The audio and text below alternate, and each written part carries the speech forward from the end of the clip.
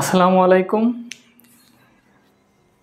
এবছর বিশ্ববিদ্যালয় ভর্তি পরীক্ষার্থীদের শুভেচ্ছা জানিয়ে শুরু করছি আজকের আমাদের সাম্প্রতিক সাধারণ জ্ঞানের চতুর্থ পর্ব।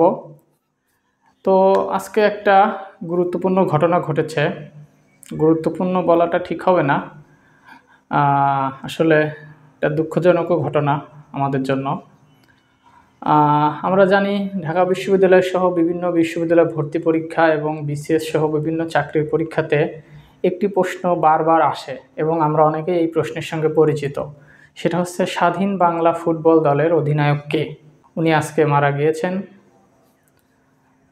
তো এই প্রশ্নটা অনেকবার যেহেতু এসেছে বিভিন্ন বিশ্ববিদ্যালয় ভর্তি পরীক্ষা এবং গত বছর বা তার আগের বছরে ঢাকা বিশ্ববিদ্যালয় ভর্তি পরীক্ষায় এই প্রশ্ন আবার এসেছে।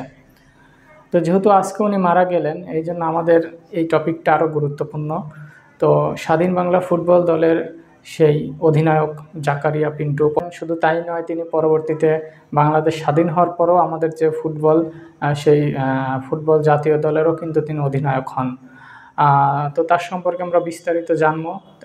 তিনি হচ্ছে যখন মুক্তিযুদ্ধ হয় তখন কিন্তু যুদ্ধের সময় তিনি অধিনায়কের দায়িত্ব নিয়ে ওই সময় ভারতের বিভিন্ন রাজ্যে প্রায় 16টি ম্যাচে অংশগ্রহণ করে এবং এই 16টি ম্যাচের মধ্যে প্রায় 12টি ম্যাচে সেই ফুটবল দল জয়লাভ করে। এখন আমি বিস্তারিত আলোচনা করব জাকারিয়া পিন্টু সম্পর্কে। আমি আবারও বলছি যে অনেক পরীক্ষাতেই কিন্তু একটা প্রশ্ন কমন এসেছে বারবার ঘুরে ফিরে, যে স্বাধীন বাংলা ফুটবল দলের অধিনায়ক কে? উত্তর হচ্ছে জাকারিয়া পিন্টু। তো এবছর পরীক্ষার জন্য এটা খুবই গুরুত্বপূর্ণ এই কারণে, যেহেতু উনি আজকে 18 নভেম্বর 2024 উনি মারা গেলেন। তো উনি আবার আলোচনা এসে গেল, এই জন্য এখান থেকে প্রশ্ন হবে। তো আমরা একটু বিস্তারিত দেখি যে জাকারিয়া পিন্টু স্বাধীন বাংলা ফুটবল দলের অধিনায়ক।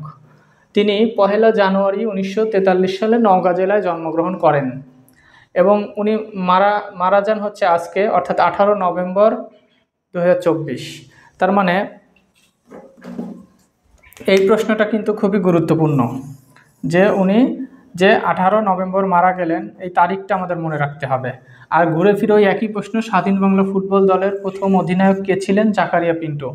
তিনি বাংলাদেশ স্বাধীন হওয়ার পরও যে বাংলাদেশ জাতীয় দল হয় সেই দলেরও কিন্তু অধিনায়কের দায়িত্ব পালন করেন।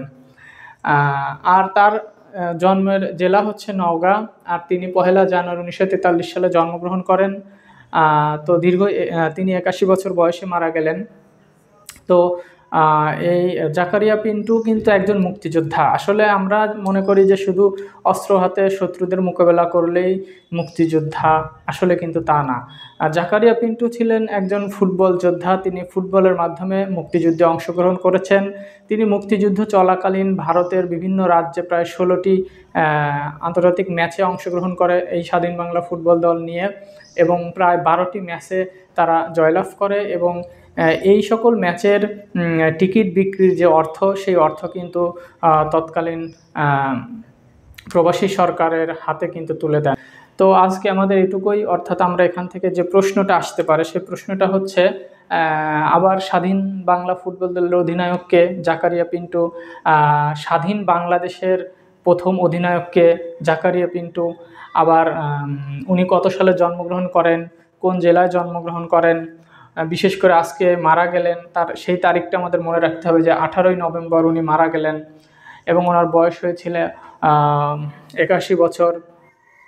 তো এটুকু জানলেই আমাদের হবে। ধন্যবাদ সবাইকে। আসসালামু আলাইকুম।